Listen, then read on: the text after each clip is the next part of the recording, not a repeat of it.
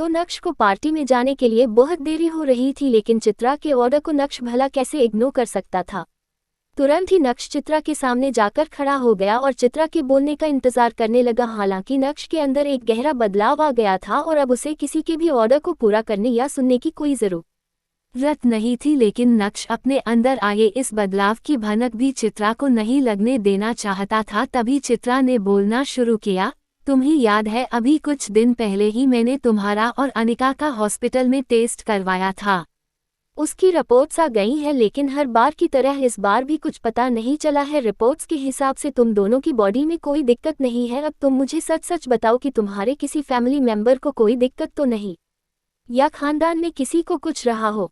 समझ रहे हो ना कि मैं किस बारे में बात कर रही हूँ? कोई जेनेटिक डिसऑर्डर या कुछ भी? चित्रा की बात सुनकर नक्श का चेहरा शर्म से झुक गया। ऐसे कैसे चित्रा उसके परिवार वालों पर बेवजह शक कर सकती थी?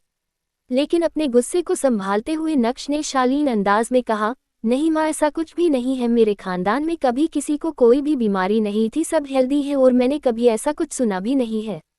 नक्श ने पूरे विश्वास के साथ अपनी बात सामने रखी, लेकिन चित्रा ने उसकी बातों को इस तरह हवा में उड़ाया जैसे मानो वो झूठ बोल रहा हो। थोड़ी देर सोचने के बाद चित्रा ने कहा, अच्छा सच कह रहे हो। चलो एक काम करो, ऐसा करते हैं कि तुम अपने माँ बाप को हॉस्पिटल लेकर जाओ और उनका चेकअप कराओ। पूरी बॉडी का करा लेना, जो भी खर्चा होगा वो मैं भर दूंगी। इस काम में ढिलाई नहीं बरतनी है। चित्रा के बोलने के अंदाज से ऐसा लगा जैसे मानो सच में नक्श के माँ बाप को कोई बहुत बड़ी बीमारी हो। इस बारे में नक्श के पास कहने के लिए कुछ नहीं था, और अगर वो कहता भी तो क्या कहता।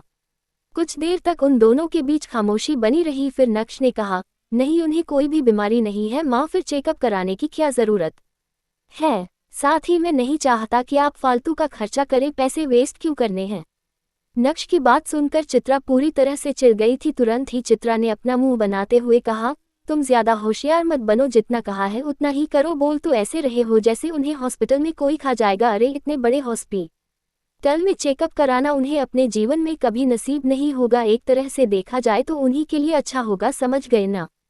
चलो मुझे अभी कुछ और भी काम है, अनिका को आ जाने दो। आज रात को हमारे परिवार की गैदरिंग पार्टी है तो हम सबको जाना होगा। अच्छे से तैयार होना, मुझे किसी की एक बात भी नहीं सुननी है। जहाँ होशियारी दिखानी होती है वहाँ तो दिखाता नहीं है, आया बड़ा मुझे सिखाने वाला। बड़बड़ाते हुए चित्रा ने अपना बैग उठाया और नक्श को ऑर्डर देने के बाद वहाँ से निकल गई थी। चित्रा तो वहाँ से जा चुकी थी, लेकिन नक्श के दिमाग में अभी भी उसकी ही बातें चल रही थी। नक्श के माथे पर पसीना आने लगा था। उसे समझ नहीं आ रहा था कि जब उसकी और अनिका दोनों की ही बॉडी में कोई फॉल्ट नहीं है तो इस बार भी प्रोसेस फेल क्यों हो गई? आखिर इसके पीछे क्या वजह है? पिछले 1.5 सालों से लगातार नक्श और अनिका आईवीएफ के जरिए टेस्ट ट्यूब बेबी करने का ट्राई कर रहे हैं, लेकिन हर बार उनका प्रोसेस फेल हो जाता है। इस बार भी रिजल्ट्स फेल आए। नक्श को समझ नहीं आ रहा था कि अब करे तो क्या करे। ऐसे में क्या चित्रा का उसके परिवार वालों पर बेबुनियाद आरोप लगाना सही है? क्या जेनेटिक डिसऑर्डर की वजह से भी ऐसा कुछ होता है? ऐसा नहीं है कि नक्श में कुछ करने की हिम्मत नहीं थी, लेकिन असल बात तो ये थी कि अनिका उसे अपने आसपास भी भटकने नहीं देती थी। 2 सालों में शायद ही नक्श उसके पास भी कभी बैठा हो। शादी को इतना वक्त हो गया था, लेकिन उसके परिवार वालों को अभी भी अनिका से कोई खुशखबरी सुनने नहीं मिली थी। अभी तक तो किसी ने भी चित्रा या अनिका से इस बारे में नहीं पूछा था, लेकिन टाइम निकलने के साथ साथ लोगों का शक बढ़ता जा रहा था और यही वजह थी कि इतना सब खेल खेलने की जरूरत पड़ी। हालांकि डॉक्टर ने खुद चित्रा और अनिका से कहा था कि अगर वो नॉर्मल प्रोसेस से बच्चा करने का ट्राई करें तो बिना किसी परेशानी के वो सफल हो सकते हैं, लेकिन अनिका नक्श को अपने लायक नहीं समझती थी और यह बिल्कुल भी नहीं चाहती थी कि नक्श उसे टच भी करे। भला अब इसमें गलती नक्श की कैसे हुई? लेकिन जब इस बार भी वो लोग सक्सेसफुल नहीं हो पाए तो बेचारे नक्श को आरोपी बना दिया गया। यहाँ तक कि चित्रा नक्श के परिवार वालों पर ही शक करने लगी। नक्श जानता था कि उसकी इसमें कोई भी गलती नहीं, लेकिन वो मजबूर था। अनिका के पिता की इज्जत करने के नाते नक्श ने हमेशा खामोश रहना ही ठीक समझा था। आईवीएफ रिजल्ट्स के बारे में बहुत देर तक सोचने के बाद नक्श ने डिसाइड किया कि उसे अभी के लिए इस टॉपिक को छोड़ देना चाहिए। अभी उसके सामने उसके पुराने क्लासमेट्स की रियूनियन पार्टी थी, जहां उसके सारे पुराने दोस्त आने वाले थे। कम से कम वहां जाकर उसे कुछ तो अच्छा फील होगा और वहां जाने के लिए उसे एकदम नाइसली ड्रेस सेड होना जरूरी है। नक्श ने मुंह हाथ धोए और चकाचक कपड़े पहनकर घर से बाहर निकला। नक्श के पास अपनी खुद की कोई कार नहीं थी, ले देकर उसके पास अपना इलेक्ट्रिक स्कूटर था जो काफी पुराना हो गया था, लेकिन वो कहते हैं ना ओल्ड इज गोल्ड। अपने स्कूटर को कार समझकर नक्श सीधा होटल प्राइम स्टार की तरफ निकल पड़ा था।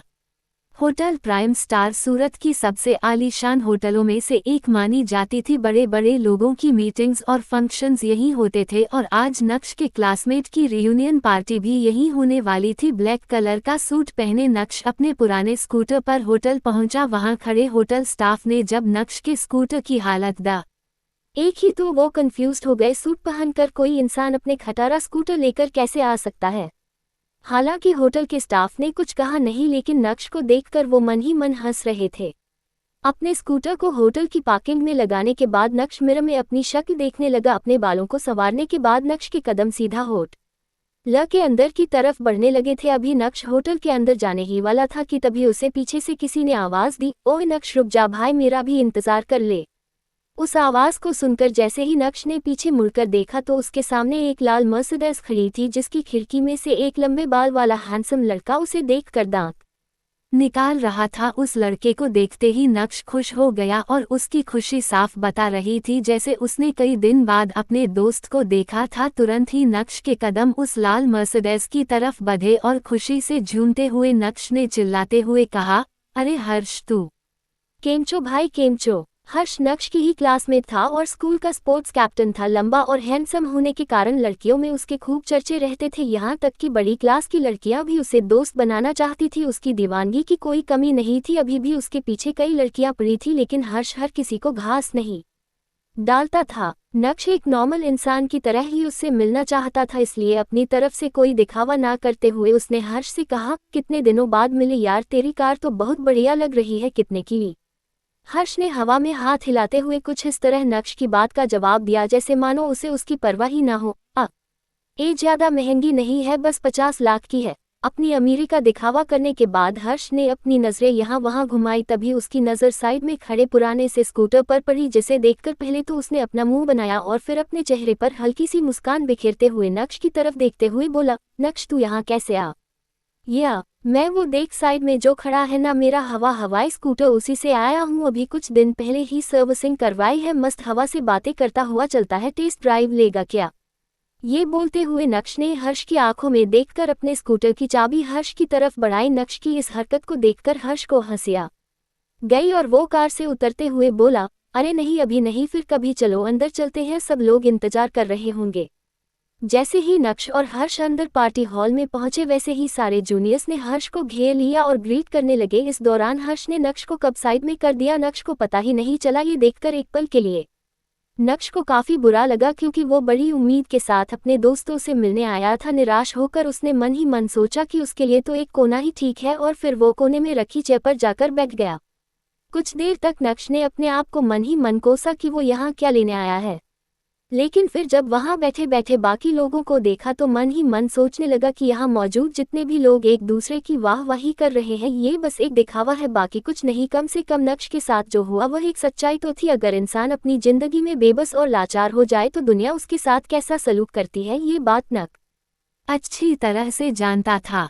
नक्श अभी ये सब कुछ नोटिस कर ही रहा था, तभी उसके फोन की घंटी बजी और उसने देखा कि उसके दादाजी का मैसेज आया है, formalities cleared and amount transferred. अब इसे टोकन ऑफ लव कहे या फिर भानुशाली ग्रुप को नक्श की जरूरत। नक्श के एग्रीमेंट लेटर के हिसाब से भानुशाली ग्रुप को 24 घंटों के अंदर नक्श के अकाउंट में 2 करोड़ रुपए डालने थे, वरना नक्श और भानुशाली ग्रुप के बीच का एग्रीमेंट फेल हो जाता। नक्श के अकाउंट में वो पैसा भी आ गया था। ये देखते ही नक्श ने एक बार फिर से उन लोगों की तरफ देखा और मन ही मन सोचा, सच कहे तो इंसान की कोई कीमत नहीं होती, बल्कि कीमत तो उसके पैसे की होती है। सभी चीजों पर गौर करते हुए नक्श की नज़र अचानक से शिवानी पर पड़ी। अगर हर्ष ने नक्श के साथ ऐसा व्यवहार नहीं किया होता तो शायद वो शिवानी से दूर ही रहने की कोशिश करता, लेकिन बाकी लोगों के बर्ताव की वजह से अब वह उस पार्टी में मौजूद सभी लोगों का टेस्ट लेना चाहता था, देखना चाहता था कि आखिर इनमें से कौन सच्चा है और कौन बेईमान है। तभी नक्श चेयर से उठा और बार काउंटर की तरफ चला गया। वहां से उसने एक वाइन का ग्लास उठाया और धीरे धीरे शिवानी की तरफ बढ़ने लगा। जैसे ही वो शिवानी के पास पहुंचा उसने वो वाइन का ग्लास शिवानी की तरफ बढ़ाते हुए बोला, कैसी हो शिवानी? शिवानी ने नक्श की तरफ देखा और कुछ बोलने ही वाली थी कि तभी उसकी एक फ्रेंड ने उसके गले में हाथ डालते हुए कहा, हे गाइस, हालचाल तो होते रहेंगे, अभी की लेटेस्ट न्यूज़ के बारे में तो आप लोगों को कुछ पता नहीं होगा। शिवानी की दोस्त यह बात वहां मौजूद सभी लोगों को सुनाते हुए कह रही थी। तभी उसने अपनी बात को जारी रखते हुए कहा, भाई साहब, ताज़ा खबर ये है कि हमारी शिवानी भानुशाली ग्रुप के साथ कॉन्ट्रैक्ट साइन करने वाली है। और ये बात तो सब जानते हैं कि भानुशाली ग्रुप यहाँ की कितनी बड़ी कंपनी है। कॉन्ट्रैक्ट साइन होते ही हमारी शिवानी सुपरस्टार बन जाएगी। भानुशाली ग्रुप फिल्में भी प्रोड्यूस करते आए थे, ना जाने कितनी ही हिट्स दे चुके थे। और अगर भानुशाली ग्रुप शिवानी को एज एन एक्टर मौका देने वाले हैं तब तो इस बात में कोई दो राय नहीं कि शिवानी का फ्यूचर बड़ा ही ब्राइट होगा। उस लड़की की बात सुनते ही सभी लोगों का ध्यान शिवानी की तरफ चला गया। सब लोगों को पता था कि शिवानी जहां जाने वाली है वो कोई छोटा प्लेटफॉर्म नहीं है। ऊपर से शिवानी की खूबसूरती और उसका टैलेंट देखने के बाद उसका स्टार बनना तो तय था। क्या शिवानी भानुशाली ग्रुप के साथ कॉन्ट्रैक्ट साइन करने वाली है? लेकिन उस कंपनी का होने वाला सीईओ तो उन्हीं के पास बैठा है। अब ये जानकर नक्श की तरफ से कैसा रिएक्शन आएगा? क्या नक्श शिवानी को अपनी रियलिटी बताएगा या फिर वो शिवानी का भी टेस्ट लेगा और उसके बाद असली मजा चखाएगा? क्या इस पार्टी में सभी लोग नक्श का मजाक बनाने वाले थे? अगर ऐसा हुआ तो नक्श क्या करेगा? क्या इस पार्टी में कुछ ऐसा होगा जिससे नक्श किसी उलझन में फंस जाएगा? क्या नक्श अनिका की फैमिली गैदरिंग का हिस्सा नहीं बनेगा? उस रेयर डायमंड नेकलेस का क्या? क्या यशवर्धन समय पर नक्श की डिमांड पूरी कर पाएंगे? जानने के लिए पढ़े शिवानी के भानुशाली ग्रुप के साथ कॉन्ट्रैक्ट साइन करने वाली खबर ने पूरे पार्टी हॉल में तहलका मचा दिया था। देखते ही देखते सभी के मुंह चलने लगे। यार, क्या बात कर रही हो? सच में शिवानी? अगर ऐसा है तो तुम मुझे अभी ही ऑटोग्राफ दे दो। अभी से मैं सबको जाकर दिखाऊंगा कि शिवानी द सुपरस्टार मेरी क्लासमेट रह चुकी है। हा हा हा हा। सही कहा ब्रो, शिवानी मुझे भी ऑटोग्राफ चाहिए।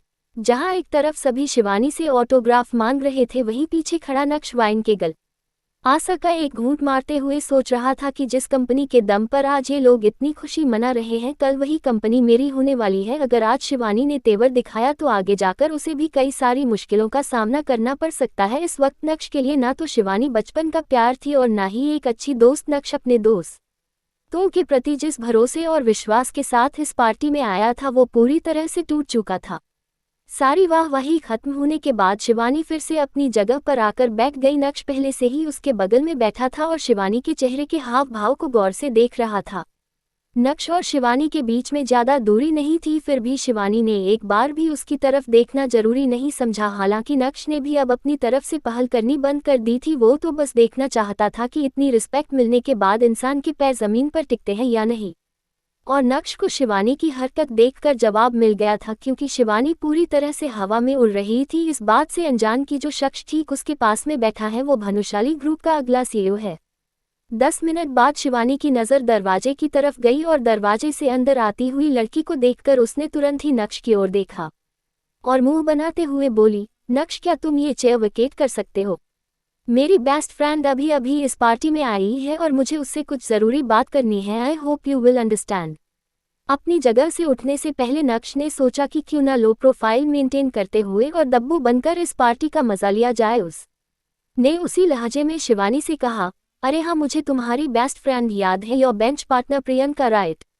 लेकिन वो तो ऑलरेडी उधर बैठ गई है। ये बोलते हुए नक्श ने एक लड़की की तरफ इशारा किया जो उनसे 7-8 सीट छोड़कर बैठी थी। उस लड़की की तरफ इशारा करते हुए नक्श ने शिवानी के लिए सवालिया निशान खड़े कर द छोटी ये थे। नक्श की बात सुनकर शिवानी चौंक गई। उसने सोचा था कि अगर वो नक्श को यहाँ से जाने के लिए कहेगी तो नक्श दुम हिलाता हुआ चला जाएगा, लेकिन नक्श ने तो उल्टा सवाल कर डाला था जिसे सुनकर शिवानी खुश नहीं थी। शिवानी ने अपना हाथ ऊपर उठाया और अपनी नाक पर रखते हुए दबी आवाज में बोली, दरअसल तुम्हारी बॉडी से मुझे गंदी स्मेल आ रही है। मुझे तुम्हारे साथ बैठकर काफी अनकंफर्टेबल फील हो रहा है, इसलिए क्या तुम अपनी जगह बदल सकते हो? ये सुनकर नक्श स्टन रह गया। ऐसा कमेंट तो आज तक नक्श को किसी से भी नहीं मिला था। जब नक्श ने अपनी बॉडी को स्निफ किया तो उसे तो ऐसी कोई स्मेल नहीं आई, आती भी कैसे? इस पार्टी में आने से पहले नक्श अच्छी तरह से तैयार हुआ था। अब तो ऐसा लग रहा था जैसे इस लड़की की नाक में ही कोई दिक्कत है। लेकिन शिवानी की बात सुनकर नक्श के बाकी दोस्तों को उसे नीचा दिखाने का मौका मिल गया था। बात करे छे शिवानी।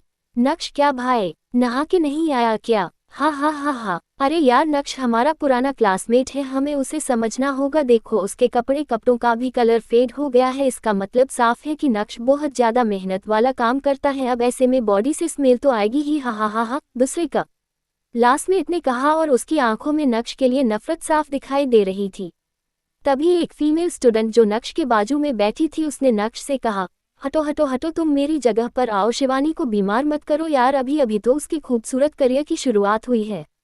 नक्श अपनी जगह से हिलना नहीं चाहता था, वो अपनी बात सामने रखना चाहता था, लेकिन तभी नक्श के बेंचमेट पार्टनर हार्दिक ने नक्श का हाथ पकड़ा और अरे चल चल कहते हुए उसे दूसरे कोने में ले गया और दोनों उस कोने में जाकर बैठ गए। सुकरे छे, पागल हो गया है क्या? शिवानी सही लड़की नहीं है, क्यों पंगे ले रहा है? क्यों मुसीबत बुलाना चाहता है? छोड़, हमें मिले एक अरसा हो गया, बहुत समय बाद तुझे देखा, आज तो दबा के पिएंगे। जब नक्श ने शिवानी की ओर देखा तो वो हर्ष के साथ खिलखिलाते हुए बातें कर रही थी और तब नक्श को पूरी तरह से पता चल गया कि शिवानी भी दूसरों की तरह ही है। नक्श ने हल्की मुस्कान के साथ अपना सर हिलाया और हार्दिक के साथ चीयर्स किया। वो दोनों एक कोने में बैठकर ऐसे शराब पी रहे थे जैसे मानो पूरे पार्टी हॉल में उन दोनों के अलावा और कोई ना हो। नक्श के पुराने क्लासमेट में से एक हार्दिक ही था जो नक्श को अच्छे से ट्रीट करता था। जब कभी स्कूल में हार्दिक को बुली किया गया तो नक्श उसे बचाने के लिए हमेशा पहुंच जाता था। अब आप लोग इन दोनों की दोस्ती के बारे में तो समझ ही गए होंगे, दिल की दोस्ती के अपने ही स्वैग होते हैं जनाब। लंच की अभी शुरुआत ही हुई थी लेकिन उससे पहले ही ज्यादातर लोग नशे में डूब चुके थे और आपको तो पता ही है नशा होने के बाद लोग कैसी कैसी हरकतें करते हैं, डिमांड्स आने लगती है। कुछ ऐसा ही यहाँ हो रहा था। कोई कह रहा था कि डीजे वाले बाबू मेरा गाना बजा दे, कोई कह रहा था कि नो गाना ओनली खाना, कोई कह रहा था कि चलो चलो गेम्स खेलते हैं। मतलब हर तरफ से डिमांड्स आना शुरू हो गई थी। इसी बीच सबकी नज़र शिवानी पर पड़ी और उन्हें याद आया कि शिवानी तो स्कूल के समय से ही डांस कर रही है। अब सब मिलकर शिवानी को चीयर करने लगे। शिवानी, अब तो तुम स्टार बनने वाली हो तो तुम्हें हमारे लिए एक स्टार परफॉर्मेंस तो देनी ही पड़ेगी। ऐसे कमेंट्स सुनकर शिवानी का चेहरा ब्लश करने लगा था। हालांकि शिवानी ने भी बहुत ड्रिंक कर रखी थी और वो काफ़ी टिप्सी फील कर रही थी, लेकिन जब सभी की तरफ से रिक्वेस्ट्स आने लगी तो शिवानी अपनी जगह से उठी और उसके कदम स्टेज की तरफ बढ़ने लगे थे। शिवानी को स्टेज की ओर जाता देख सभी जोर जोर से चिल्लाने लगे थे। म्यूजिक की शुरुआत हुई और शिवानी ने अपनी नशीली आंखों से हरकत करना शुरू किया। आधे से ज्यादा लोग तो उसकी चमकती आंखों की रोशनी में ही डूब गए थे। एक तरफ शिवानी अपनी कमर लचका रही थी तो दूसरी तरफ सारे मेल बॉयज भी अपनी अपनी जगह पर खड़े होकर लटके झटके मार रहे थे। ओहो हो, कातिल हसीना ने पार्टी हॉल का पूरा माहौल ही बदल डाला था। यार शी इज हॉट, आ मने जो ये छे, not only hot but way more beautiful. अब लोगों के मुंह से कुछ ऐसे कमेंट्स आ रहे थे और इसमें कोई शक नहीं कि शिवानी पहले के मुकाबले अब कुछ ज्यादा ही अट्रैक्टिव हो गई थी। शिवानी के डांस के बाद कुछ लड़कों ने भी स्टेज पर ताबड़तोड़ परफॉर्मेंस दी और करीब 4 बजे तक पार्टी कुछ इसी तरह चलती रही। चूंकि आज की पार्टी में क्लास मॉनिटर और क्लास टीचर ने शिरकत नहीं की थी, इसलिए सभी ने डिसाइड किया कि कुछ दिन बाद वो लोग फिर से ऐसी ही एक रियूनियन पार्टी अरेंज करेंगे। इसी के साथ पार्टी का अंत हुआ। जब शिवानी वहां से जाने लगी तो उसके बहुत सारे मेल क्लासमेट जो बड़ी बड़ी गाड़ियों में आए थे उन्होंने घर छोड़ने के लिए शिवानी को अप्रोच किया, लेकिन शिवानी ने ये कहकर सभी का दिल तोड़ दिया कि उसके पास ऑलरेडी कार है और उसका ड्राइवर कब से उसका इंतजार कर रहा है। अब क्या किया जा सकता था? सभी लोग शिवानी को जाते हुए देख रहे थे। जब शिवानी अपनी इम्पोर्टेड लग्जरी गाड़ी में बैठकर तेज रफ्तार से वहां से निकल गई तो सभी के चेहरे देखने लायक थे। ये लोग शिवानी को अपनी देसी एसयूवी में बैठाना चाहते थे, लेकिन यहाँ तो शिवानी के पास इम्पोर्टेड गाड़ी निकली। उदास चेहरे ये देखकर अब और भी ज्यादा मायूस हो गए थे। जब हार्दिक ने शिवानी को जाते हुए देखा तो वो अपने आप पर काबू नहीं रख पाया और नक्श के कान में फुसफुसाते हुए बोला, शिवानी बहुत खूबसूरत है यार, कितना अच्छा होता अगर मेरी भी इतनी खूबसूरत गर्लफ्रेंड होती। अगर मुझे शिवानी के साथ एक पल बिताने का मौका भी मिल जाए ना तो मैं तो गंगा नहा लूंगा। अच्छा, लेकिन लोग तो कहते हैं कि गंगा में नहाने से पाप धुलते हैं। जैसे ही नक्श ने मुस्कुराते हुए ये कहा वैसे ही अपना मुंह बनाते हुए हार्दिक बोला, तो फिर ठीक है, थोड़े पाप भी कर लेंगे, हा हा हा हा। और इसी के साथ दोनों खिलखिलाते हुए हंसने लगे थे। अभी नक्श हार्दिक से कुछ कहने ही वाला था कि तभी उसकी जेब में उसका फोन बजने लगा। जब नक्श ने अपना फोन बाहर निकाला तो सभी की नजर नक्श पर पड़ी और एक बार फिर से नक्श लोगों की बातों का शिकार बन गया। ओह गॉड, ये कौन से जमाने में जी रहा है। उद्धरण चिन्ह, यह अपने ही जमाने में जी रहा है। गरीबी के जमाने में यहाँ पर सब लेटेस्ट खाया हुआ सेब वाला फोन लेकर घूम रहे हैं और यह अभी तक चाइना वाले के सबसे पुराने मॉडल में लगा हुआ है। छोड़ जाने दे, सबके नसीब में कहाँ होता है ये सब। ये तो पता नहीं कि नक्श ने उन लोगों की बात सुनी या नहीं, लेकिन जब नक्श ने देखा कि कॉल उसकी बीवी अनिका का है तो उसके चेहरे पर मुस्कान आ गई थी। कॉल उठाते ही अनिका ने कड़क आवाज में बोलना शुरू किया, तुमने कपड़े खरीदे? तुम्हें पता है ना कि आज हमें फैमिली गैदरिंग में जाना है। लेट मत करना, कपड़े खरीद कर सीधा घर आओ। अनिका ने नक्श को जवाब देने का कोई मौका ही नहीं दिया और अपनी बात कहने के बाद कॉल कट कर दिया। अनिका की कॉल के बाद नक्श को एहसास हुआ कि उसने अभी तक नए कपड़े खरीदे ही नहीं हैं। जल्दी से नक्श ने हार्दिक के साथ अपनी कॉन्टैक्ट इन्फॉर्मेशन शेयर की और भागते हुए पार्किंग में पहुंचा। जल्दी से नक्श ने अपना इलेक्ट्रिक स्कूटर चालू किया और हवा से बात करते हुए उसे दौड़ाने लगा। ओह माय गॉड, नक्श अपने इस खटारा स्कूटर के साथ इस पार्टी में आया। हा, तुम्हें नहीं लगता कि आधे रास्ते में ही इसकी बैटरी खत्म हो जाएगी?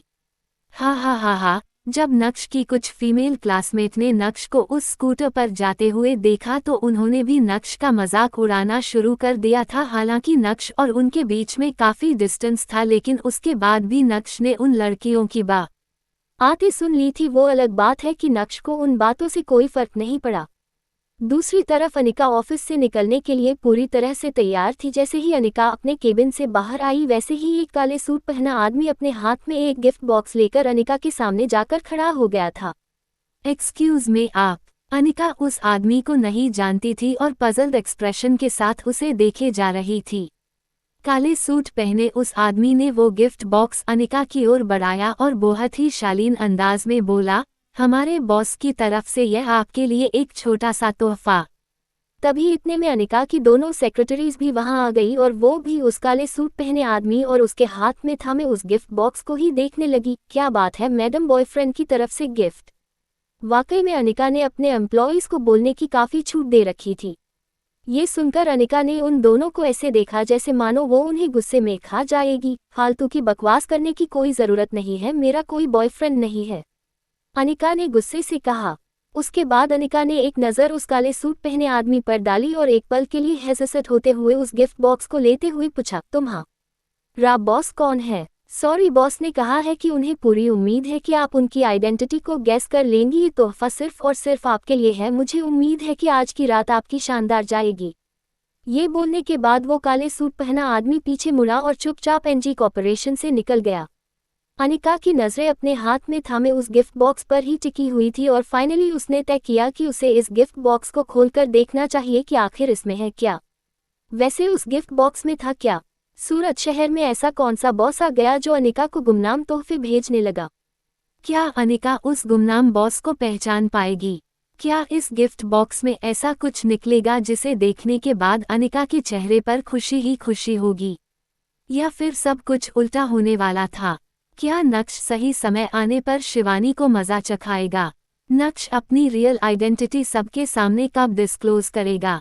जानने के लिए पड़े। अनिका को समझ नहीं आ रहा था कि उसे एक्साइटेड होना चाहिए या नहीं, क्योंकि वो इस गिफ्ट बॉक्स के सेंडर को नहीं जानती थी। खैर, अपने कंफ्यूजन को साइड में रखते हुए जैसे ही अनिका ने उस गिफ्ट बॉक्स को खोला वैसे ही अनिका दंग रह गई। उसकी दोनों से क्रिटेरीज जो ठीक उसके पीछे खड़ी थी वो भी अपने आप पर काबू नहीं रख पाई और चिल्लाते हुए बोली, ओह माय गॉड, ये तो ड्रीम लवर नेकलेस है।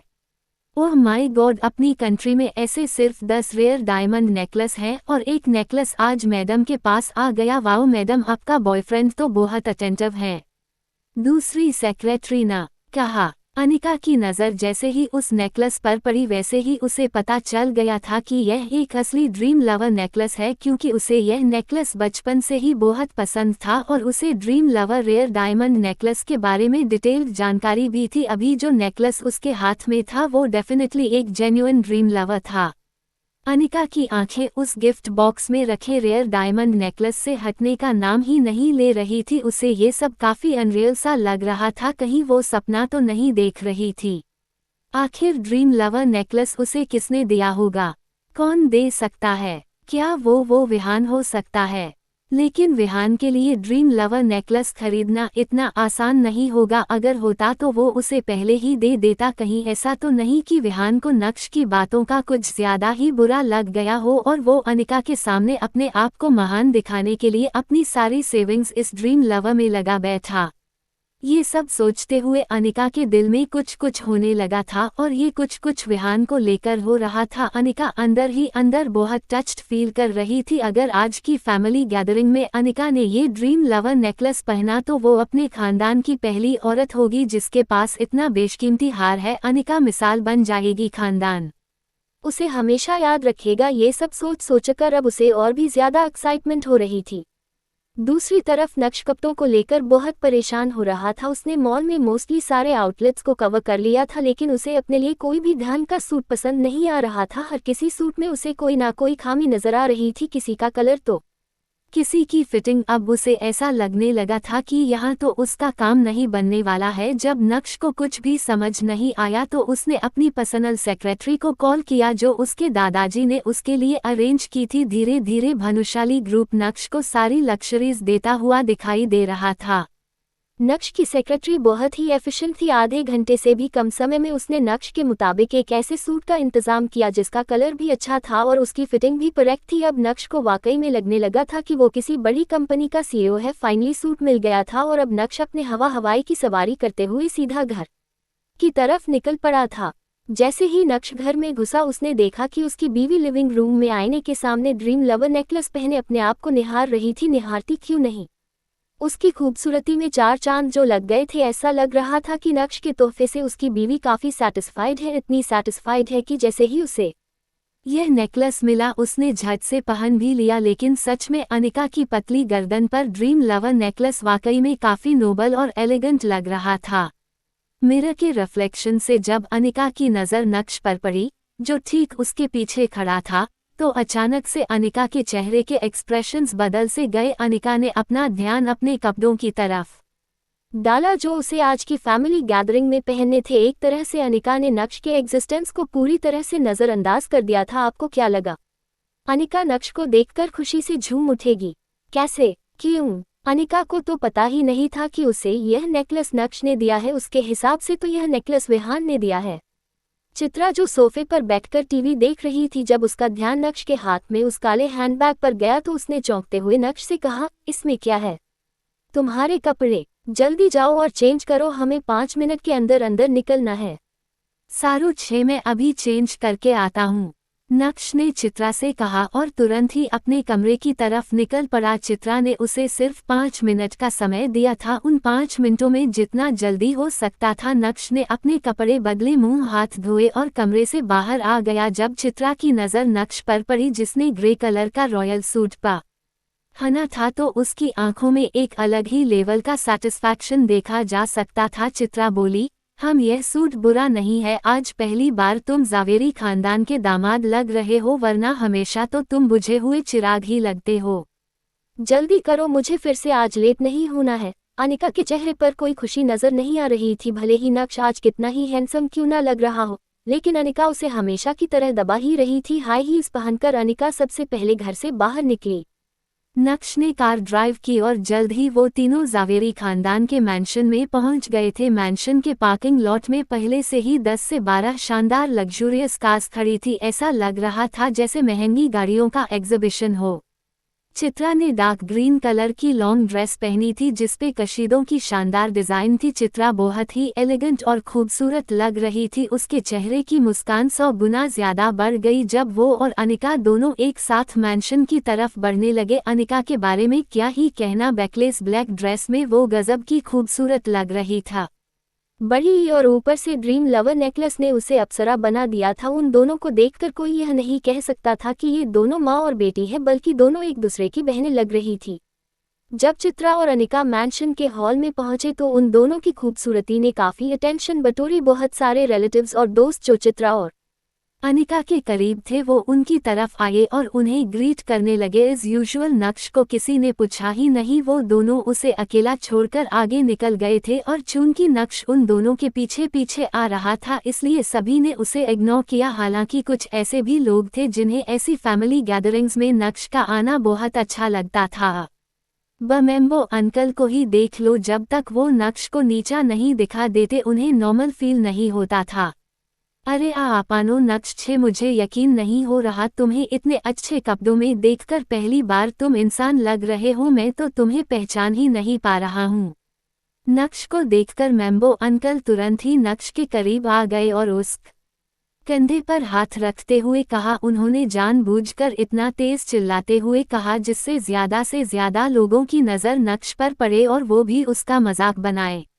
नक्श ने भीनी मुस्कान के साथ मेम्बो अंकल को देखा लेकिन कहा कुछ नहीं। मेम्बो अंकल को लग रहा था कि नक्श कुछ बोलेगा, लेकिन नक्श के शांत रिएक्शन को देखकर मेम्बो अंकल का खून और भी ज्यादा खौल उठा और उन्होंने नक्श को और भी ज्यादा नफरत दिखाते हुए कहा, ये सूट तुमने एक स्पेशल प्राइस पर खरीदा है ना?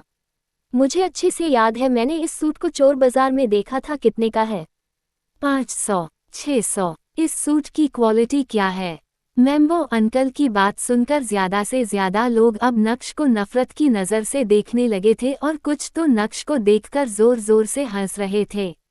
नक्श की बेइज्जती होता देख अनिका को काफी एम्बैरेस्ड फील हो रहा था। उसने नक्श को 10,000 रुपये दिए थे जिससे वो अपने लिए एक अच्छा ब्रांडेड सूट खरीदे, लेकिन अब उसे भी लगने लगा था कि नक्श ने पैसे बचाने के चक्कर में ये सूट किसी सस्ती सेल से उठा लिया है और यह सोचकर उसे नक्श पर और भी ज्यादा गुस्सा आ रहा था। मन ही मन अनिका सोच रही थी कि यह आदमी हमेशा उसे डिफिकल्ट सिचुएशंस में डाल देता है।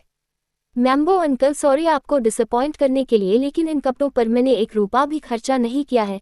नक्श ने अपने सूट की कॉलर को एडजस्ट करते हुए कहा और उसके चेहरे पर एक शातिर मुस्कान भी नाच रही थी। नक्श की बात सुनकर मेम्बो अंकल को ऐसा लगा जैसे उन्होंने कोई बहुत बड़ा जोक सुन लिया हो। मेम्बो अंकल बोले, क्या तुमने इस सूट के लिए पैसे नहीं दिए? अच्छा, हो सकता है कि दुकान के मालिक को तुम्हारी शक्ल देखकर तरस आ गया हो और तुम्हारी गरीबी में थोड़ी मदद कर दी हो। हा हा हा हा। ये सुनकर अब सभी लोग जोर जोर से हंसने लगे थे और सभी नक्श को ऐसे देख रहे थे जैसे मानो वो दुनिया का सबसे बड़ा बेवकूफ हो। ये देखकर चित्रा और अनिका भी काफी एम्बैरस हो गए थे। चित्रा एक पल भी नक्श के साथ खड़ी नहीं होना चाहती थी। उसका दामाद इतना बेवकूफ है उसने सोचा भी नहीं था। उसे लग रहा था कि अगर वो एक पल और खड़ी रही तो नक्श की वजह से उसकी बची कुची इज्जत भी चली जाएगी। अपने पैरों को जोर से जमीन पर पटकते हुए चित्रा अपने चेहरे पर रौनकली मुस्कान लिए सोफे की तरफ बढ़ने लगी थी। अगर तुम बात का सही तरीके से जवाब नहीं दे सकते हो तो बात मत करो, शांति से एक कोने में जाकर बैठ जाओ। अनिका ने भी नक्श के कान में फुसफुसाते हुए उसे डांट दिया था और उसके कदम भी सोफे की तरफ बढ़ने लगे थे। अनिका इस तरह के फैमिली ओकेशंस पर नक्श को बिल्कुल भी लाना पसंद नहीं करती थी, लेकिन चूंकि अब नक्श भी जावेरी खानदान का हिस्सा था इसलिए ऐसे मौक़ों पर अगर उसे नहीं लाएंगे तो खानदान और भी तरह तरह की बातें बनाएगा और अनिका ये सब नहीं चाहती थी। इसलिए हमेशा की तरह उसे नक्श को मजबूरी में लाना ही पड़ता था और नक्श की वजह से उन्हें हमेशा इसी तरह से एम्बैरस्ड होना पड़ता था। अनिका देखो, वैसे तो मुझे तुम्हारे बारे में कुछ भी बोलने का कोई शौक नहीं है। मैं मानता हूँ कि तुम्हारे पति ने कभी अमीरी नहीं देखी है, उसे अमीरों की तरह रहना नहीं आता है, उसका तरीका अलग है और इसी वजह से वो हमेशा हंसी का पात्र बनता है। लेकिन कम से कम तुमने तो अमीरी देखी है, तुम भी अपने ऊपर पैसा खर्च नहीं करना चाहती। ये जो ड्रेस तुमने अभी पहनी है ये 15,000 की है ना? बहुत शर्म की बात है कि आज के स्पेशल ओकेशन पर तुमने इतनी सस्ती ड्रेस पहनकर आने की हिम्मत की। मेम्बो अंकल की नज़र ऊपर से नीचे तक बस अनिका को ही देख रही थी। उनके चेहरे की मुस्कान देखकर अनिका काफी अनॉयड फील कर रही थी। जब मेम्बो अंकल ने देखा कि सभी का ध्यान उनकी तरफ ही है तो तुरंत ही उन्होंने अपना एक हाथ ऊपर उठाया और अपने सूट को थपथपाने लगे। उनके एक्सप्रेशंस में एरोगेंस साफ साफ दिखाई दे रहा था। आज चूंकि मुझे जावेरी खानदान के स्पेशल ओकेशन पर आना था इसलिए मैं मेरे लिए एक इटालियन डिज़ाइनर को पसंद किया। रिकार्डो टिसी नाम तो सुना ही होगा। मेरा ये सूट कस्टम मेड है और इस सूट के लिए मैंने पूरे 6 लाख रुपया दिया है। किस लिए? सिर्फ जावेरी खानदान के स्पेशल ओकेशन पर आने के लिए। Family and dignity comes first for me. अपने आप पर प्राउड फील करते हुए मेम्बो अंकल ने कहा। वाओ, 6 लाख रुपये का कस्टम मेड सूट, वो भी इटालियन डिज़ाइनर का। मैम्बो अंकल की बात सुनकर सभी लोग शॉक्ड थे। वैसे शॉक्ड होने जैसा कुछ नहीं था। मैम्बो अंकल इटली में ही रहते थे, वहां उनका टेक्सटाइल्स का बिजनेस है और बिजनेस काफी अच्छा चल रहा है। इटली की करेंसी में पैसा देना और इंडिया आकर इंडियन करेंसी बताकर वाह वही लूटना, यह उनकी बहुत पहले की प्रैक्टिस थी और जावेरी खानदान में भरे एक से एक नमूने उनकी इस प्रैक्टिस को समझ ही नहीं पाया था। जब मैम्बो अंकल ने देखा कि सभी लोग उन्हें जलन की नज़रों से देख रहे हैं तो उनके दिल को एक अजीब सुकून मिला। एक बार फिर से मैम्बो अंकल ने अनिका को देखा और इस बार उनकी आंखों में अनिका के लिए और भी ज्यादा नफरत थी। अनिका का चेहरा लाल हो गया था, उसे गुस्सा भी आ रहा था और साथ ही साथ वो काफी एम्बैरेस्ड फील कर रही थी। मैम्बो अंकल ने जानबूझकर अनिका का मजाक बनाया जिससे सभी लोगों का ध्यान उन पर और उनकी अमीरी पर ही टिका रहे, कोई भी अनिका या उसके परिवार को ना देखे या फिर तारीफ करे। नक्श उनके काम को वैसे ही आसान बना देता था और आज तो उन्होंने अनिका पर भी हमला कर दिया और सभी के सामने अनिका को बेवकूफ़ बता दिया। मैम्बो अंकल की इस हरकत का कोई जवाब देगा या फिर अनिका उनकी इस हरकत को चुपचाप सहन कर लेगी? क्या नक्श अपनी बीवी के बीच में आएगा और मैम्बो अंकल की छुट्टी कर देगा, या फिर अनिका और चित्रा नक्श को बोलने का मौका ही नहीं देंगे? क्या अनिका का परिवार जावेरी खानदान के इस स्पेशल आकर्षण को छोड़कर चला जाएगा, या फिर इस पार्टी में अभी और भी धमाल देखना बाकी है? जानने के लिए पढ़े। जावेरी खानदान में मैम्बो अंकल सबसे अमीर इंसान थे। अमीरी में और बातों में उनसे कोई भी नहीं जीत सकता था। यही वजह थी कि जब मैम्बो अंकल ने अनिका पर निशाना साधा तो उसे चुपचाप सुन लेना पड़ा। लेकिन जब अनिका की नज़र नक्श पर पड़ी जो अभी भी मुस्कुरा रहा था तो अनिका का दिल भर आया। जब नक्श ने नोटिस किया कि अनिका की नज़र उस पर है तो तुरंत ही नक्श ने अनिका की ओर देखा और उसके चेहरे की मुस्कान और भी ज़्यादा ब्राइट हो गई। ये देखकर अनिका को और भी ज़्यादा गुस्सा आ गया और उसने तुरंत ही अपना मुंह फेर लिया और अंदर ही अंदर अपने आप को कोसने लगी।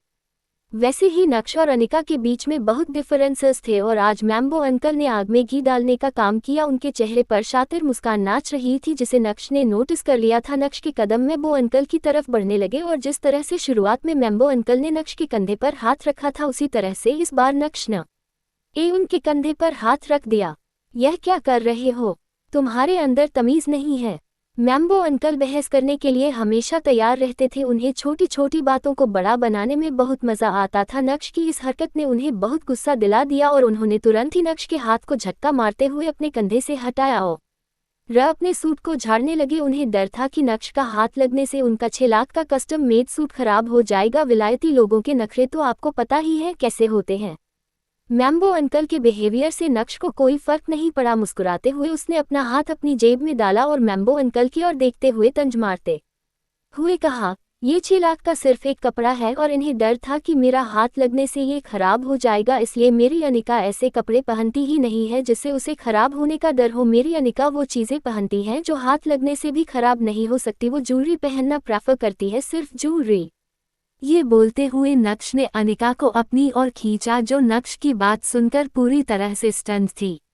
इन 2.5 सालों में नक्श जितनी बार भी जावेरी खानदान के स्पेशल ओकेशंस में गया उसका हमेशा इसी तरह से मजाक बनाया जाता था, लेकिन नक्श की कुछ भी बोलने की हिम्मत नहीं होती थी। लेकिन आज नक्श ने सभी को शॉक्ड कर दिया था।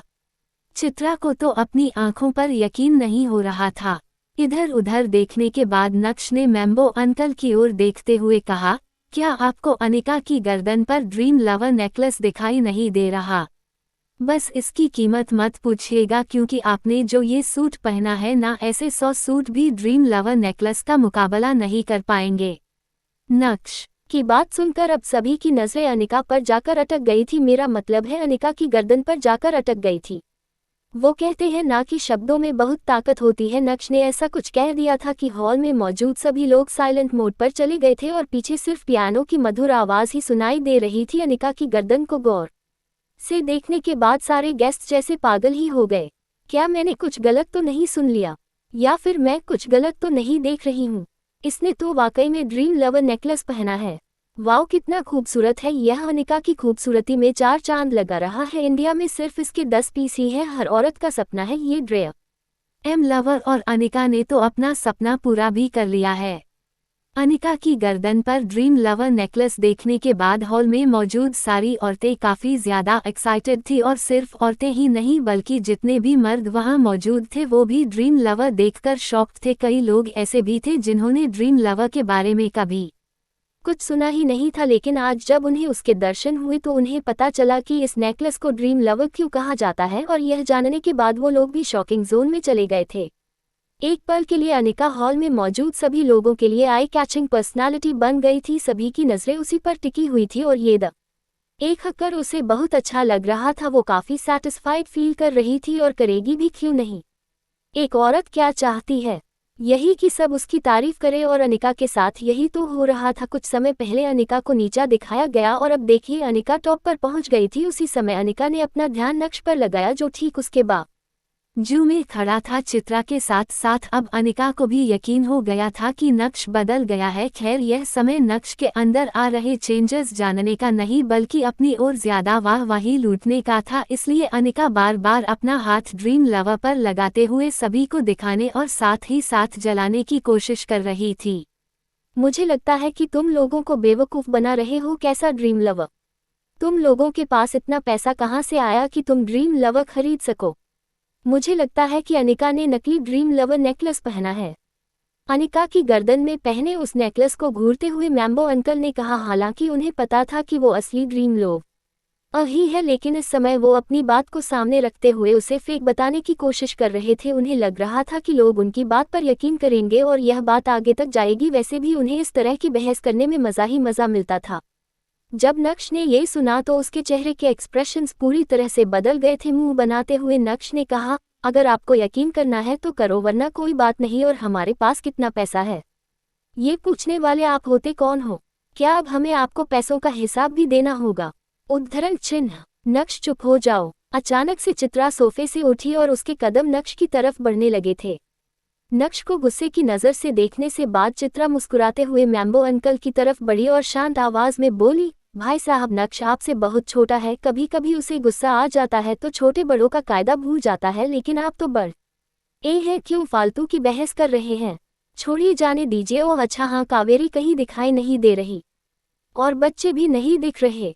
कहाँ है वो सब? कावेरी तो इटली में ही है, बुटीक का बहुत काम है उसके पास, वो आपकी तरह फ्री नहीं है। नेहल और हेतल भी ठीक है। नेहल के लिए हमने एक लड़का भी देख लिया है, अगले साल उसकी शादी कर देंगे। मेरा होने वाला दामाद अमेरिका में डॉक्टर है। मैं तो बहुत खुश हूँ कि मुझे इतना अच्छा दामाद मिला। मुझे उसे बेबीसिट करने की कोई ज़रूरत नहीं है। अच्छा खासा अपने पैरों पर खड़ा है, मुफ्त की रोटी नहीं तोड़ता है। मैम्बो अंकल भला कैसे शांत हो सकते थे? उन्हें तो चित्रा ने बल्कि बोलने की अच्छी खासी अपॉर्चुनिटी दे डाली थी। ये सब सुनकर चित्रा बहुत ज्यादा एम्बैरेस्ड फील करने लगी। तभी इतने में एक भारी आवाज सुनाई दी, अरे सब लोग क्या कर रहे हैं? लो बा आ गई। अपनी माँ को देखकर मैम्बो अंकल का चेहरा खुशी से चमक उठा। अनिका की दादी जिनका नाम कल्याणी था वो अब करीब 90 साल की हो गई थी और उन्हें देखकर हॉल में मौजूद सभी लोग खड़े हो गए थे और जय श्री कृष्णा बोलते हुए उन्हें ग्रीट करने लगे थे। अनिका की दादी की वजह से ही जावेरी खानदान में समय समय पर ऐसी फैमिली गैदरिंग्स होती थी। मरने से पहले वो चाहती थी कि पूरा खानदान साथ रहे, क्योंकि उन्हें भी पता था कि मरने के बाद सब अपना अपना हिस्सा लेकर अलग हो जाएंगे और उसके बाद कोई एक दूसरे को पूछेगा भी नहीं। मैम्बो अंकल ने देखा कि घर का नौकर व्हील चेयर पर उनकी मां को लेकर आ रहा है और ये देखते ही मैम्बो अंकल के कदम अपनी मां की तरफ बढ़ने लगे थे। अपने बेटे को देखकर कल्याणी के चेहरे पर भी रौनक आ गई थी, लेकिन जब कल्याणी की नज़र नक्श पर पड़ी जो अनिका के साथ खड़ा था तो उनके चेहरे के एक्सप्रेशंस अचानक से बदल गए थे। उनके चेहरे की मुस्कान जा चुकी थी। नक्श बहुत अच्छे से जानता था कि कल्याणी उसे पसंद नहीं करती है। नक्श को भी उनसे कुछ फर्क नहीं पड़ता था। ये सब नक्श के लिए रोज का था। इन 2.5 सालों में कल्याणी का ऐसा चेहरा देखने की अब आदत सी हो गई थी। ठीक है, तो अब सभी से मेल मिलाप हो गया है तो खाने का भोग लगाया जाए। कल्याणी के आदेश पर सारी डिशेस का भगवान कृष्णा को भोग लगाया गया और उसके बाद सभी लोग डाइनिंग टेबल की तरफ बढ़े। चूंकि मैम्बो अंकल कल्याणी के फेवरेट थे, इसलिए वो हमेशा कल्याणी के पास वाली चेयर पर ही बैठते थे और दोनों माँ बेटे परिवार की चुगली करने का काम करते थे। अनिका के पापा की डेथ के बाद से कल्याणी ने चित्रा और अनिका को एक तरीके से अलग ही कर दिया था, लेकिन लोगों के सामने दिखावा करने के लिए वो उन्हें हमेशा इन फैमिली गैदरिंग्स में बुलाती थी। जब सभी लोग डाइनिंग टेबल पर बैठ गए तो कल्याणी ने कहा, आप सभी का यहाँ आने के लिए बहुत बहुत शुक्रिया। मैं इसी तरह हमारे परिवार को जोड़कर रखना चाहती हूँ। जब तक मैं जिंदा हूँ मैं हम सबको एक करके चलना चाहती हूँ। मेरे मरने के बाद भले ही आप लोग कुछ भी करें, लेकिन आप सभी को एक साथ इतना खुश देखकर मुझे काफ़ी मिलती है। उम्मीद करती हूँ कि यह परिवार इसी तरह हमेशा साथ रहेगा और एक दूसरे का साथ नहीं छोड़ेगा। प्यार भरा भाषण देने के बाद डिनर की शुरुआत हुई। डिनर में ढोकला, गाठिया, थेपला, उधियू, होंडवी, फाफड़ा, खिचड़ी, जलेबी, कड़ी, बाप रे इतना कुछ था कि डिशेस का नाम लेते लेते ही पेट भर जाएगा। कुल मिलकर प्रॉपर गुजराती डिनर था और देखने में ही बहुत लाविश लग रहा था। जब नक्श की नज़र डिनर स्प्रेड पर पड़ी तो उसके मुंह में पानी आने लगा था। खाने पीने के मामले में नक्श की डाइट बहुत अच्छी थी। जैसे ही खाने की शुरुआत हुई वैसे ही नक्श अपनी धुन में खाना खाने लगा। सभी लोगों की नज़रें डिस्गस्टेड अंदाज में नक्श पर ही टिकी हुई थी, लेकिन नक्श को किसी की कोई परवाह नहीं थी। वो बेफिक्रे की तरह अलग अलग डिशेस के मज़े लेने में लगा हुआ था। अनिका और चित्रा ने भी नक्श को कई बार देखा, लेकिन नक्श ने ऐसे प्रिटेंड किया जैसे मानो उसने उन दोनों को देखा ही नहीं हो। अब जब खाना सामने हो तो किस बात की शर्म। नक्श की जो मर्जी वो खाए, आखिर यह सब खाने के लिए ही तो बनाया गया था। और नक्श के ईटिंग मैनर्स भी बुरे नहीं थे, बस वो खाना सभी से बहुत फास्ट खाता था, इसलिए सभी को ऐसा लगता था कि वो जन्मों जन्मों का भूखा है और इसी वजह से सब उसे घूरते थे। लेकिन अगर नक्श खाना खाते हुए इस सब के बारे में सोचेगा तो वो ठीक से खाना नहीं खा पाएगा। क्या पता वो खाना पचे ही ना। यही वजह थी कि खाने के समय वो सभी को इग्नोर करता था। खाना खाते हुए अचानक से कल्याणी ने बोलना शुरू किया, यहाँ आने से पहले मुझे एक रिलायबल न्यूज़ मिली। भानुशाली ग्रुप अपना सीईओ बदल रही है और सुनने में आ रहा है कि वो नया सीईओ बहुत यंग है, बिल्कुल मेरी अनिका की तरह। शायद 2-3 दिन में उसे ऑफिशियली अपॉइंट कर दिया जाएगा। कल्याणी की बात खत्म होते ही वहां मौजूद सभी के चेहरों पर सरप्राइज एक्सप्रेशन देखा जा सकता था। फुसफुसाने का दौर भी शुरू हुआ और सभी के मन में कुछ बेसिक कॉमन सवाल थे कि भानुशाली ग्रुप अचानक से अपना सीईओ क्यों बदल रहा है। उस कंपनी में ऐसी भी क्या उथल पुथल हो गई है कि उन्हें सीईओ बदलने की जरूरत पड़ रही है।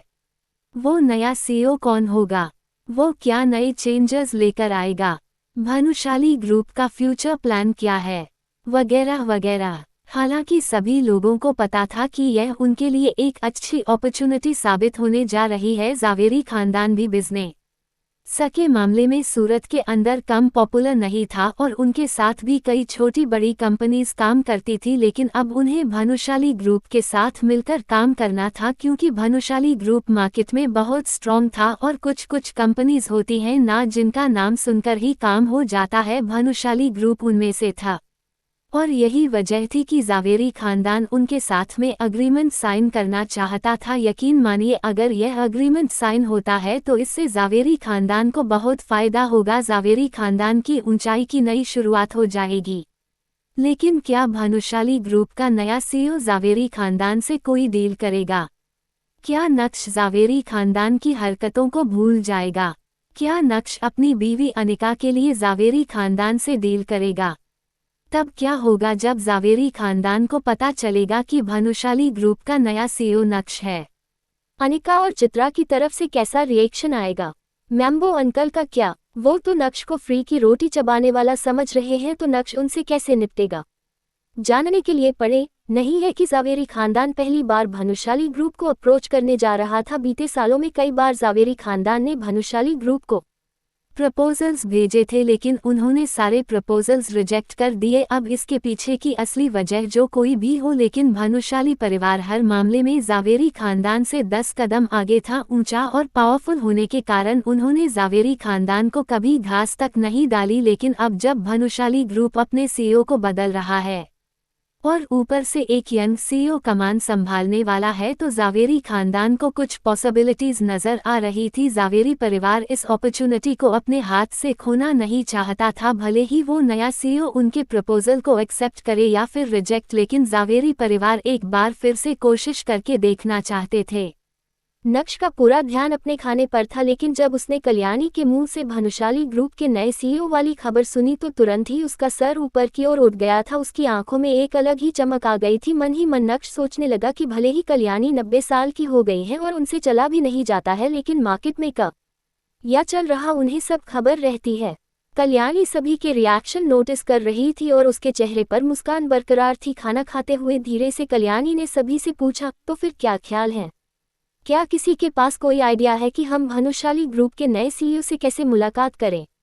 जिस किसी का भी आइडिया कामयाब हो गया और अगर भानुशाली ग्रुप के साथ जावेरी खानदान का कनेक्शन सक्सेसफुल रहा तो वो इंसान जावेरी खानदान को आगे बढ़ाने में सबसे बड़ा कंट्रीब्यूटर होगा। मैं उसे अच्छा खासा इनाम भी दूंगी।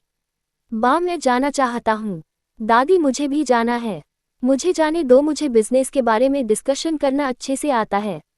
अनिका भी अपना मुंह खोलकर अपनी बात रखना चाहती थी, लेकिन जब अनिका ने जावेरी खानदान में अपनी जगह रियलाइज की जो बाकी के कजन से काफ़ी नीचे थी, तो अनिका ने अंत में शांत रहने का फैसला किया। कल्याणी के सामने सभी लोग एक के बाद एक अपने ओपिनियंस रख रहे थे और कल्याणी भी सभी की राय सुनकर सेटिस्फैक्शन में अपना सर हिला रही थी। आखिर में कल्याणी की नज़र मैम्बो अंकल पर गई, जिनके चेहरे पर ईगनेस के हाव भाव पहले से ही दिखाई दे रहे थे। कल्याणी ने मैम्बो अंकल का हाथ पकड़ते हुए कहा, नवीन, इस मैटर को तुम हैंडल करोगे, डोंट लेट मी डाउन। चलो, इसी बहाने हमें ये तो पता चला कि मैम्बो अंकल का असली नाम नवीन जावेरी था। मैम्बो अंकल तो उन्हें प्यार से बुलाते थे, वैसे वो प्यार के लायक तो बिल्कुल भी नहीं थे। माँ, आप बिल्कुल परेशान मत होइए, मैं आपको डिसअपॉइंट नहीं करूँगा। देखना, इस बार मैं ये डील क्लोज करके ही रहूँ और सारे नेगोशिएशंस भी अकेले संभाल लूँगा। अपनी छाती ठोकते हुए मैम्बो अंकल ने कहा। उनके चेहरे से वो काफ़ी कॉन्फिडेंट नज़र आ रहे थे।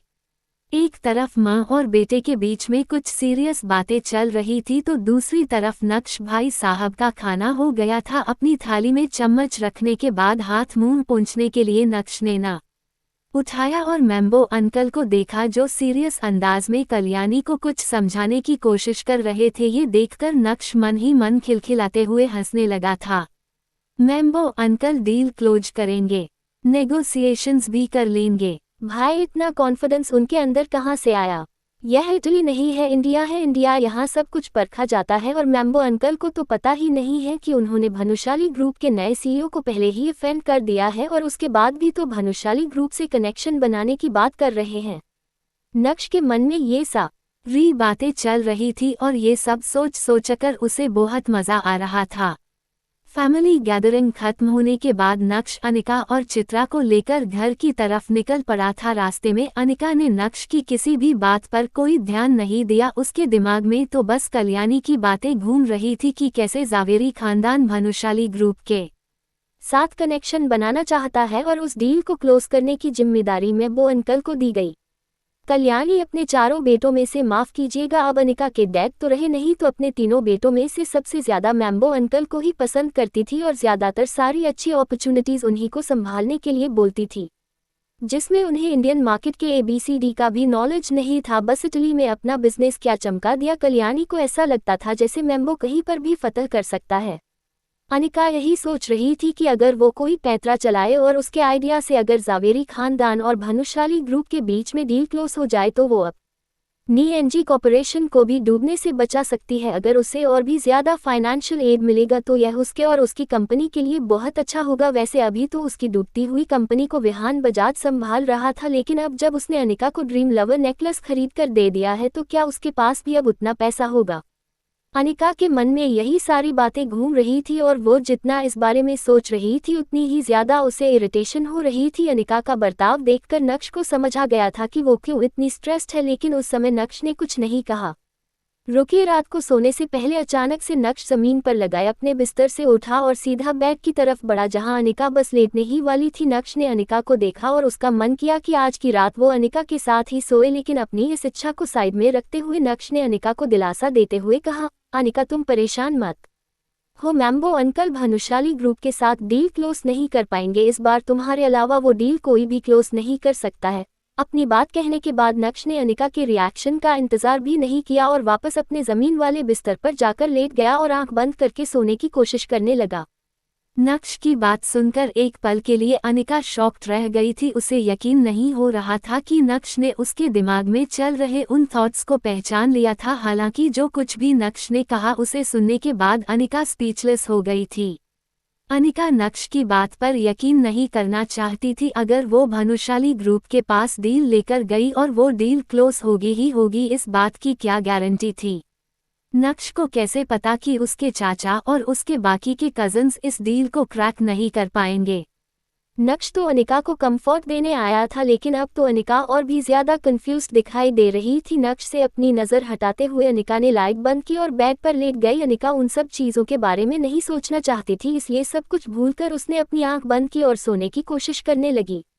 उधर जावेरी खानदान में मैम्बो अंकल पूरी प्रिपरेशन कर रहे थे कि कैसे भानुशाली ग्रुप के साथ कनेक्शन बनाया जाए। साथ ही साथ अनिका के कजिन्स भी इसी काम में लगे हुए थे, लेकिन अनिका शांत और गुमसुम थी, जैसे मानो वो पहले ही हार मान चुकी हो। उसे लग रहा था कि मैम्बो अंकल नहीं तो उसका कोई और कजिन ये डील क्रैक कर ही लेगा, इसलिए अनिका का ध्यान उस डील से हट गया था। शायद अनिका ऐसा भी सोच रही थी कि अगर वो डील किसी से भी क्रैक नहीं हुई तब वो कोशिश करेगी। खैर, जो कुछ भी था, इस कश्मकश में 3 से 4 दिन कैसे निकल गए पता ही नहीं चला और वो दिन आ गया जब भानुशाली ग्रुप को अपना नया सीईओ मिलने वाला था। उस दिन की सुबह जब अनिका अपने काम से निकल गई तो नक्श भी घर से निकल गया था। नक्श के दादाजी ने उसे सुबह ही कॉल करके बता दिया था कि आज उसकी ज्वाइनिंग है और उसकी सेक्रेटरी नंदिता ऑफिस में उसका इंतजार करेगी। नक्श ने अपना इलेक्ट्रिक स्कूटर उठाया और हवा से बात करते हुए भानुशाली ग्रुप के ऑफिस की तरफ निकल पड़ा था। भानुशाली ग्रुप का मेन ऑफिस सूरत की सबसे पॉश लोकेलिटी में था। ऑफिस के बारे में बात करें तो पूरे 50 माले की बिल्डिंग थी। सारे डिपार्टमेंट्स लेवल वाइज बंटे हुए थे। पूरे सूरत में इससे बड़ा कोई ऑफिस नहीं था। रेजिडेंशियल बिल्डिंग्स भी भानुशाली ग्रुप की बिल्डिंग से छोटी थी। वाकई में भानुशाली ग्रुप किसी महल से कम नहीं था। जब नक्श ऑफिस पहुंचा तो उसने देखा कि ऑफिस का पार्किंग लॉट लग्जरी और स्पोर्ट्स कार से भरा हुआ है। भानुशाली ग्रुप में कई लोग 1-1 करोड़ के पैकेज पर भी काम कर रहे थे। किसी किसी का पैकेज तो 3-4 करोड़ रुपए भी था। ऊपर से भानुशाली ग्रुप फिल्में भी प्रोड्यूस करता था तो आर्टिस्ट्स का आना जाना भी लगा रहता था और यही वजह थी कि पार्किंग लॉट में इतनी सारी लग्जरी कार्स थी। वैसे इन लग्जरी कार्स को देखकर यह भी पता चलता है कि भानुशाली ग्रुप की ताकत क्या होगी और नक्श इतनी ताकतवर कंपनी का सीईओ बनने जा रहा था। लेकिन नक्श के मन में एक बात और खटक रही थी, इतनी बड़ी कंपनी का सीईओ होकर वो एक स्कूटर चला रहा था। ऐसे में अगर सीईओ ने यहाँ अपना स्कूटर पार्क किया तो उसका तो मजाक बनेगा ही साथ भानुशाली ग्रुप को भी ट्रोल किया जाएगा और नक्श ऐसा बिल्कुल भी नहीं चाहता था। इसलिए नक्श ने तय किया कि वो अपना स्कूटर ऑफिस के बाहर रोड के सामने की तरफ पार्क करेगा और यही सोचते हुए नक्श अपने स्कूटर को ठिकाने लगाने के लिए ले जाने लगा। अभी नक्श अपने स्कूटर को लेकर आगे बढ़ ही रहा था कि तभी अचानक से लाल कलर की इम्पोर्टेड स्पोर्ट्स कार आई और उसने नक्श के स्कूटर को ठोक दिया। What the! जोर से चिल्लाते हुए नक्श सड़क के दूसरी तरफ कूदा और जैसे तैसे अपने आप को बचाया, लेकिन नक्श के स्कूटर की हालत थी का नहीं थी। स्कूटर के पीछे का हिस्सा पूरी तरह से मुड़ गया था और स्कूटर का टायर भी टेढ़ा हो गया था। टक्कर इतनी जोर से हुई कि उस लाल गाड़ी पर भी डेंट आ गया था, लेकिन गलती नक्श की नहीं थी, गलती तो उस लाल गाड़ी की थी जो इतनी तेज स्पीड में गली के अंदर घुस रही थी। खैर, अब क्या, अब तो तमाशा होने ही वाला था। अपने स्कूटर की ऐसी हालत देखकर नक्श को हार्ट अटैक आ गया था। इससे पहले कि वो लाल स्पोर्ट्स कार के ड्राइवर से कुछ कहता, अचानक से उस कार का दरवाजा खुला और नक्श को सफेद टांगों के दर्शन हुए। सड़क पर देखकर नहीं चलते हो क्या? उस लड़की की टोन बहुत खराब थी। जब वो लड़की पूरी तरह से कार से बाहर निकली तो वहां मौजूद भीड़ उस लड़की को देखने के लिए और भी ज्यादा बेकाबू हो गई। सभी लोग फुसफुसाने लगे, ये लड़की कितनी खूबसूरत है, कौन सी फिल्म की स्टार है? उद्धरण चिन्ह। उस लड़की के बाल बहुत लंबे थे और बदन तो दूध की तरह सफेद था। उसने ब्लू कलर की स्कर्ट पहनी थी। हाई हील्स में उसकी टांगें और भी ज्यादा खूबसूरत लग रही थी। देखते ही देखते मंजिलों की भीड़ भी बढ़ने लगी थी। सही मायनों में जब नक्श की नज़र उस लड़की पर पड़ी तो नक्श के चेहरे का एक्साइटमेंट देखने लायक था। अरे शिवानी, तुम! नक्श ने उम्मीद नहीं की थी कि उसकी शिवानी से आज कुछ इस तरह मुलाकात होगी। शायद वो आज भानुशाली ग्रुप के साथ अपना कॉन्ट्रैक्ट साइन करने आई थी। वाह, क्या कोइंसिडेंस है! नक्श भी आज ही सीईओ की कुर्सी पर बैठेगा और शिवानी भी आज ही अपना कॉन्ट्रैक्ट साइन कराने आई। नक्श का स्कूटर पूरी तरह से डैमेज्ड हो गया था। अच्छी बात यह थी कि नक्श को कोई चोट नहीं आई थी। ऊपर से नक्श शिवानी को जानता भी था। शिवानी और भानुशाली ग्रुप के बीच अब एक नया रिश्ता बनने जा रहा था। ऐसे में भला नक्श शिवानी के साथ इस हादसे को लेकर बहस कैसे कर सकता था? इसलिए नक्श पूरी तरह से खामोश हो गया। शिवानी ने भी नक्श को पहचान लिया। तुरंत ही बोली, अरे नक्श, तुम यहाँ क्या कर रहे हो? ये कहने के बाद शिवानी ने ऊपर से नीचे तक नक्श को देखा और उसके डैमेज्ड स्कूटर की तरफ नज़र दौड़ाई। 2 दिन पहले शिवानी ने न्यूज़पेपर में पढ़ा था कि भानुशाली ग्रुप के मेन सिक्योरिटी गार्ड को दिन में अचानक से कार्डियक अरेस्ट आया और उसकी मौके पर ही मौत हो गई, इसलिए कंपनी अब एक जवान सिक्योरिटी गार्ड रख रही है। क्या वो नक्श है? मन ही मन ये सोचते हुए एक बार फिर से शिवानी ने नक्श की ओर देखा और मुंह बनाने लगी। तुम्हें रोड पर देखकर चलना चाहिए ना। देखो तुमने क्या किया, मेरी कार डैमेज हो गई है, तुम तो इसका खर्चा भी नहीं उठा सकते हो। शिवानी अपनी स्पोर्ट्स कार पर आए स्क्रैचेस और डेंट्स देख रही थी और यह सब देखकर उसका दिल भर आया था। कल ही तो शिवानी ने नई कार ली और आज पहली बार जब कार बाहर निकली तो उसका कल्याण होगा। या शिवानी की बात पर नक्श की तरफ से कैसा रिएक्शन आने वाला है? क्या नक्श अपनी गलती मानेगा या फिर शिवानी के साथ बहस करने लगेगा? अगर शिवानी उसे पैसा भरने के लिए बोलेगी तब नक्श क्या करेगा? क्या नक्श आज शिवानी को दिन में तारे दिखाएगा? क्या होगा जब भानुशाली ग्रुप के